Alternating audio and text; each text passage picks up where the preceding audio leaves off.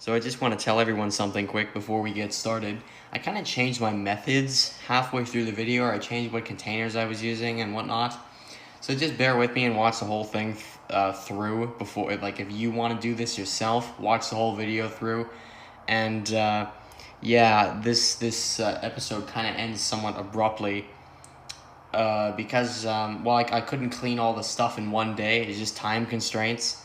So I'll be uploading the rest of this at some point. Well, I have to make the rest of it first. But yeah, I'll finish cleaning it on camera. Well, you know what I mean. It'll be in the same format as this. I'll just finish the rest of the cleaning, and then we can put the machine back together, re-lubricate it. We're gonna decide what to lubricate it with, and etc. etc. But we're not there yet. So enjoy the video. As I said, watch it all the way through, please. But if you're gonna do this yourself, thanks.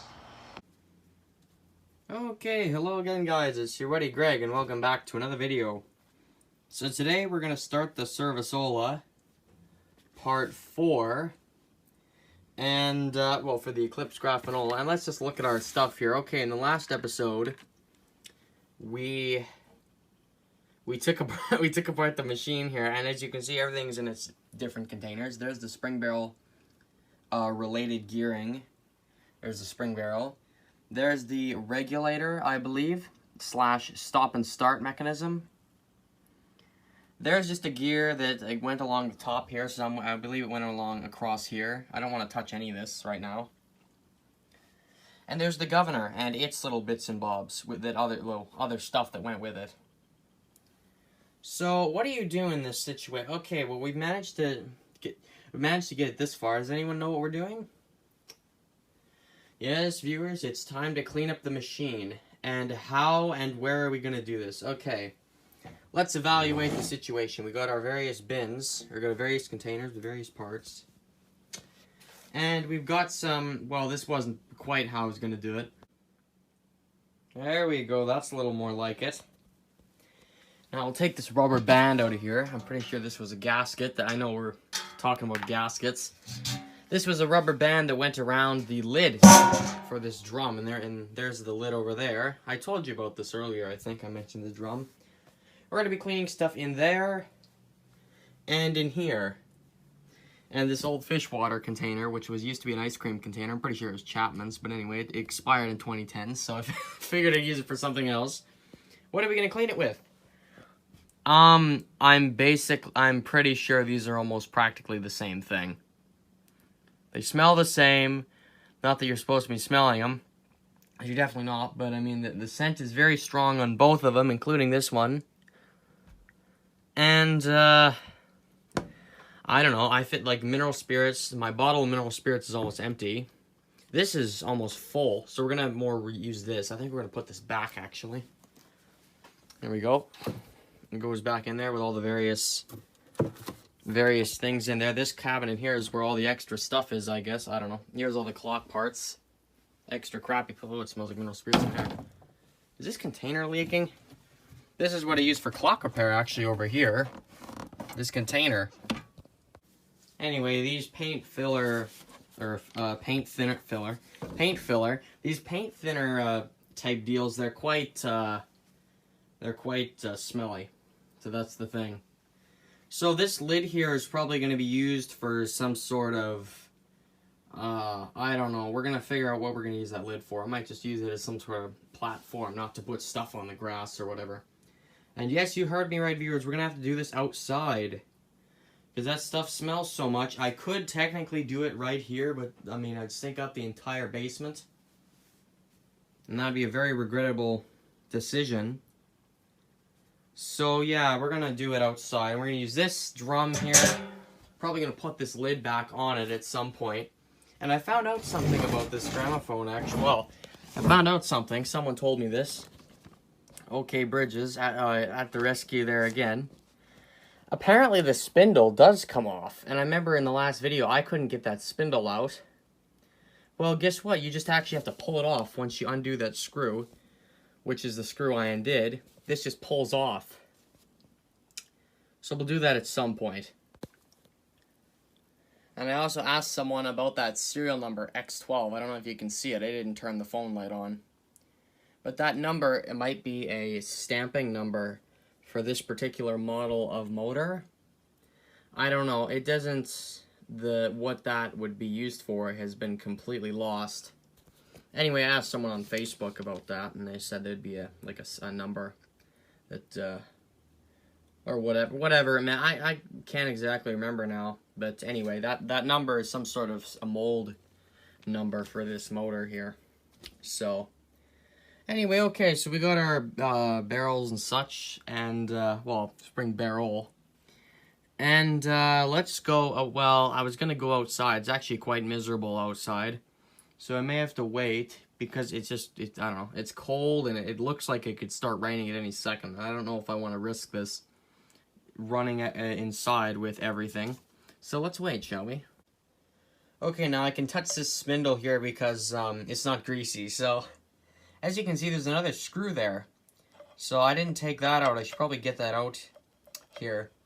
And the reason why I'm not getting full into this today, I'm getting my school pictures taken. I don't want to have a bunch of greasy old hands coming in there and completely destroy my shirt or whatever. So, yeah, I'm just going to go and undo this quick and see what happens.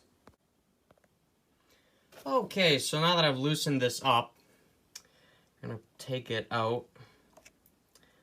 I know, right? He's doing this right before he gets his school pictures done. I'm not even really gripping that. I loosened it, but I'm not really gripping it. Is it coming off? It should come off here in a second. This isn't, okay, this isn't the most orthodox way of doing that. And I know I'm all zoomed in, right? In you go. I gotta zoom out. Okay, now let's try and pull this off. I have no idea what that just accomplished. It doesn't seem to want to really move. Of course, I can't really grip the other side of this, so yeah, that's my situation. It doesn't seem I can grip that without putting the gloves on and getting my hands all gross. Well, that's what the gloves are for, of course, but then the gloves are dirty. You have to take off the gloves to get a bit of grease on my hands no matter what, basically. So I guess I'm going to have to do this later then. Okay, let's stop messing around and actually get this started. So it's the next day, and since my house is being reshingled, which I wasn't aware of until today, well, I wasn't aware of until yesterday, so it was kind of too late. But we're doing this in my garage, okay? Well-ventilated area. That's decent. We got some containers to use. We're gonna use that drum. I don't know if we're gonna use the drum or not. We'll see. This is gonna get used. This is gonna get cleaned, and this is all gonna get used. This is my fleet of equipment here. We're gonna see what works the best and what doesn't. Not very complicated setup. I don't know what I'm gonna use this for, but yeah. All right, let's do this. So. And we've also got a reproducer here, and this is the one that I got from George all those years ago. And it has a glue of sorts on it, and I was recommended by someone to, if I have a solvent here, which I do, I can get all that crap off this thing. So this is gonna get cleaned first, because this is, yeah, that's what we're gonna do. And we've also got a used milk container, which has since been washed out. We're gonna put all the waste chemicals inside that, so that's what we're gonna do with that. It's starting to smell in here. We're gonna put this somewhere. We're gonna put this over here right now. Well, that didn't go well. We'll put it like that. Okay, it's starting to smell in here. And now we can start the cleaning process. I'm not gonna film much of this because I don't know what, I don't want to drop my phone in there. So, oh geez, on my hands a little bit too. Alright, yeah, let's just get this started and hope I don't kill myself. Okay, so the reproducer is in there, having a nice bath, and we're gonna see if we can scrub any of that crap off of it. Okay, let's go with a little update here. So, there's parts being cleaned in there, scrubbed down, and I don't know if things are getting clean or not. They look cleaner though, I'll tell you that much. This thing isn't really developing. I might have to let this sit somewhere overnight or something in solvent, because that glue is not really wanting to come off quite yet. So anyway, we got our lid over there, and what I'm gonna do, I'm gonna plug a fan in right over there so that we're not inhaling all this minerals or paint thinner stuff. Because I don't like the smell of it and it's not good for me, so I'll get a fan. To help with ventilation, I've brought this out here. I don't know who made this. Let me just see what brand this is. Townhouse. No idea what that means. Well, that's a company, but I don't know what, I've never heard of it.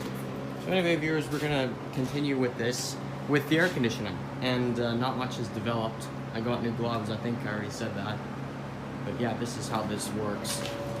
It's not very complicated. It has a nice sound to it, and hopefully I don't die of inhaling all these fumes and stuff now. Also, I wasn't really using this chair anyway. So we've cleaned some things here somewhat, but it's not quite adequate to how I want to do it. So what do? Well, these brushes aren't quite what was literally a toothbrush and things in here. This isn't quite what's adequate, so we've managed to bring in some big guns, some brass brushes. There's 6 of them here, and we're going to be using these to clean gear teeth and the exterior of the gears. See, these brushes are way tougher than these plastic ones. In fact, that's what I should have started with. Maybe some steel brushes. I don't know if steel would be too tough for these. So yeah, we'll work with these brass brushes and see what we get. And who knows, maybe the brass brushes will work on the reproducer here as well. I don't entirely know. Remember, I've got 2 of these, so getting this fixed isn't a necessity, but I'd like to have this done, just in case I want to sell it or something like that. So let's get this used paint thinner in here, and we'll get back to work. I should also mention that I'm wearing gloves on top of gloves, okay? So there's lots of glove action happening here, and these brass brushes are doing wonders for these gears. Look at that. That's pretty good. I know you can't really see it. It looks like it's dirty, but it's actually, if you look in reality here, it's not. If you didn't hear what I just said, it's not dirty. I know it looks like it is, but it's not. So I guess I'll just continue then. Okay, so now that we've gotten this cleaned up, I know I haven't showed any of it because it's practically impossible to film. Apologies once again for that, but I don't really know what else to tell you. And really, it's a lot of scrubbing. It's a lot of scrubbing with the brushes and with toothpicks and stuff like that. And let me get the phone light on so you can actually see what's going on down there. So I don't know if anyone remembers, but these were all basically completely gooey and black when I started. Now they're now they got the gold shine going on, so that's nice. I'll let all this dry out. I might clean this one more time yet.